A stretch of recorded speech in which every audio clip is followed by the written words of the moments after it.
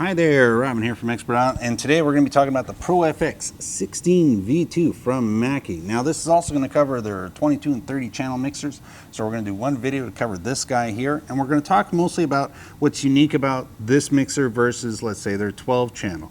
So that's going to include a couple of extra features like how the bus system is set up down here, and how the compressors are set up here, and also our line controls, including specifically this portion here that I like very much, and that's the EQ that's built into each channel. So we're going to cover all of those features, and we're going to listen to how it actually sounds with and without the actual 5-band equalizer, with and without the effects on, and what all these knobs down here actually do for us.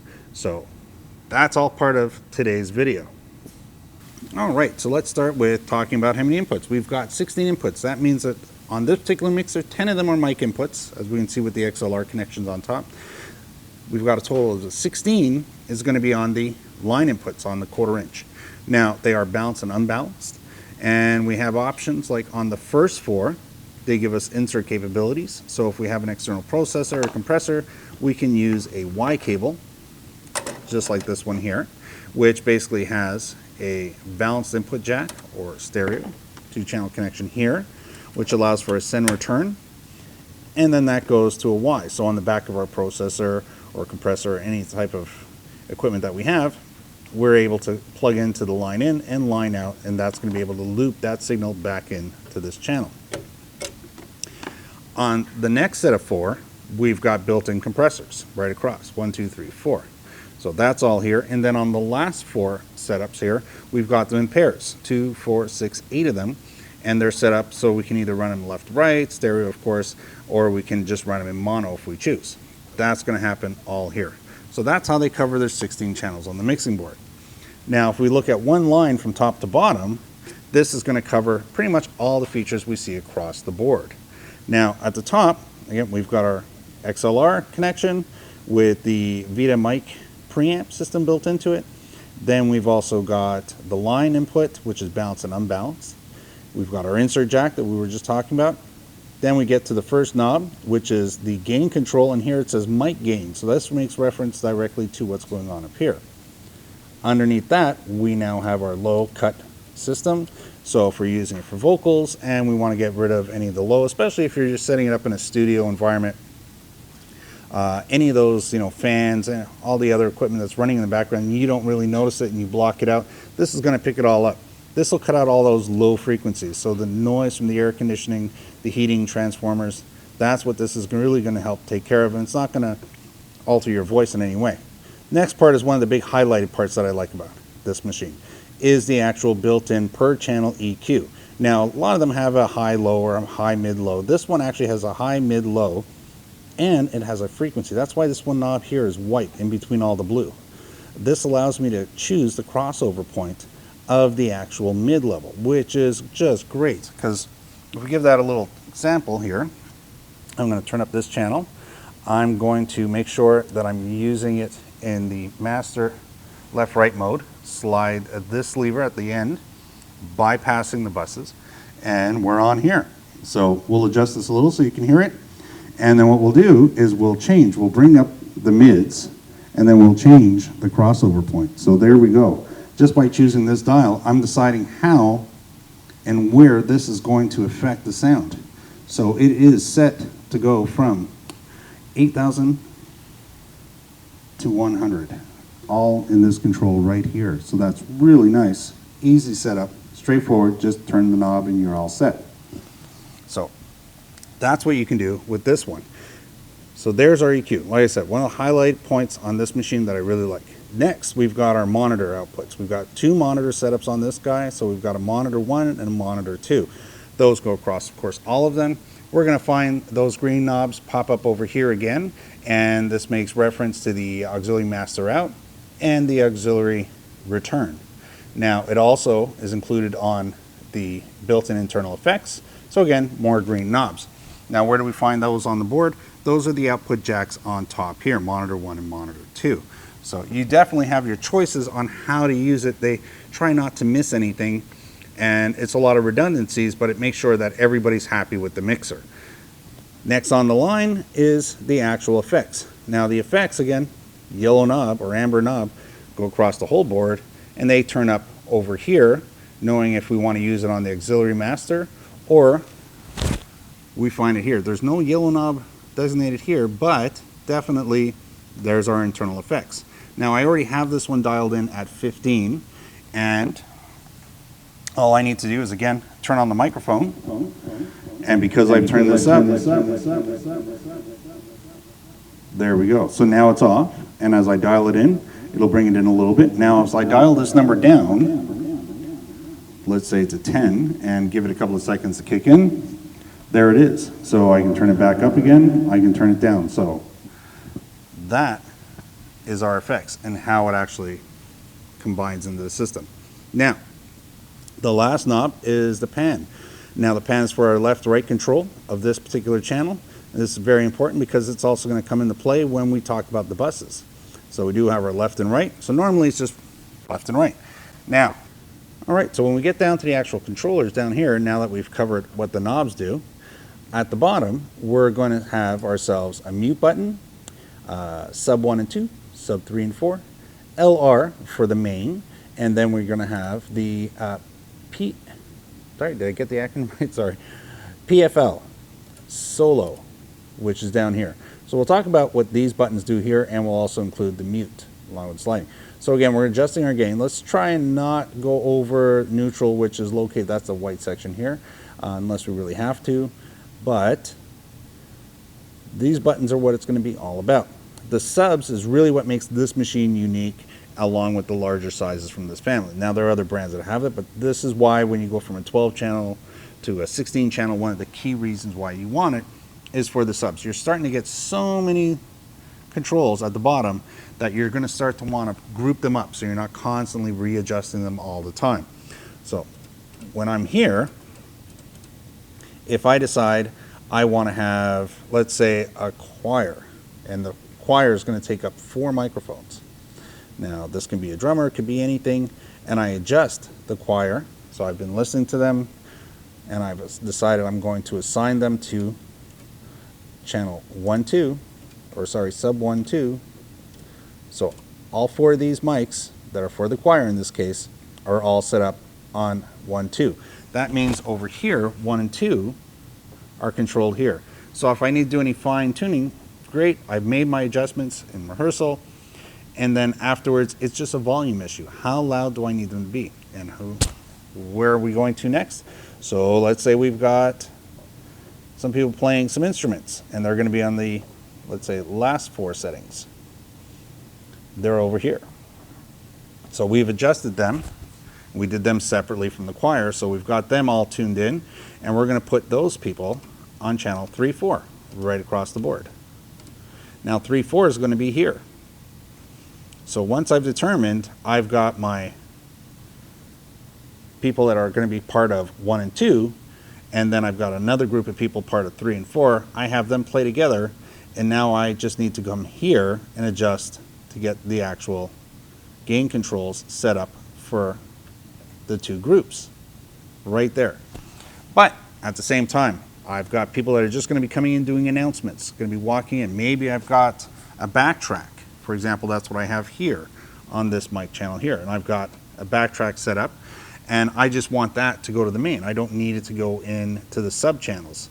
Well, that's why they have the LR button right there. So I press that LR button, and I'm all set. That's there. And let's say I have somebody who's coming in just doing announcements, and I'm going to put them here. They're going to walk on stage, do their announcements, walk off. Again, I just need them over on the main. So I'm going to press this channel here. I'm also going to turn it on the LR. It's as simple as that. So now, what do we need to do? Well, we're going to need to just balance off our microphone first. And I do that by turning it on, and I'm going to adjust the gain for the microphone. Don't really need a compressor for me personally. And I'm going to bring up the line level down at the bottom. So we're going to make sure that's the particular line that we have turned on, VLR, and see if we're missing anything else. I'm on there, I'm on here, we're dialed in, and This is why you don't run a mixer upside down, because occasionally you get lost. Checking 1, 2, and we're on. Okay, so I'll bring up the gain a little bit just so we can hear it overall. So we're all set. What have I done? I've got it on the LR, so now it's just part of this lever here. If I want to, I can press this button here and mute that channel out completely. And if I need to cue this mic before it comes out on stage, I can leave the mute on, press at the bottom the solo. Now I could have done this for all of them, but I press the solo on this one. So now you don't hear the mic through the speakers, through the main, but we do have it now, blinking light up here, which means that our control room or headphones now have access to this microphone right here. So I can make sure the microphone's working properly and we don't have any problems. And then when the person's ready to go on stage, I go, let's go live. So now I can just hit that mute button, take that line off. Now this microphone's hot, no problem. That's all you have to do. So that's what you do there. Now, if I wanted to add effects onto that channel, all I would need to do, because I've made some adjustments here prior to the video, I can now press this button, take that off, dial up as much as the effects that I want to have, and I could have done some EQing before. That's all there. So that's how that works. Now, let's say I want to bring in some music. I have that hooked up here. That's on this channel here. I'm going to bring that up just a little bit, make sure everything else that I want is set appropriately. I don't need any effects on that, of course. My EQ is set up straight up. There we go. And I'm going to come over here, hit play.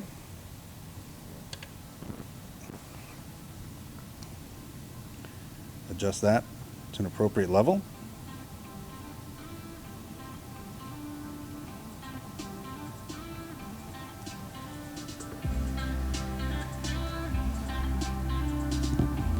Now the microphone's on when I want it, and I can just as easily mute the music out by pressing this button here, or I can mute the microphone by pushing that button there. And that's all there is to it. Once I've adjusted that, all I need to do is drive up the main to the level that I'm going to be playing at, and it's all balanced, it's all set.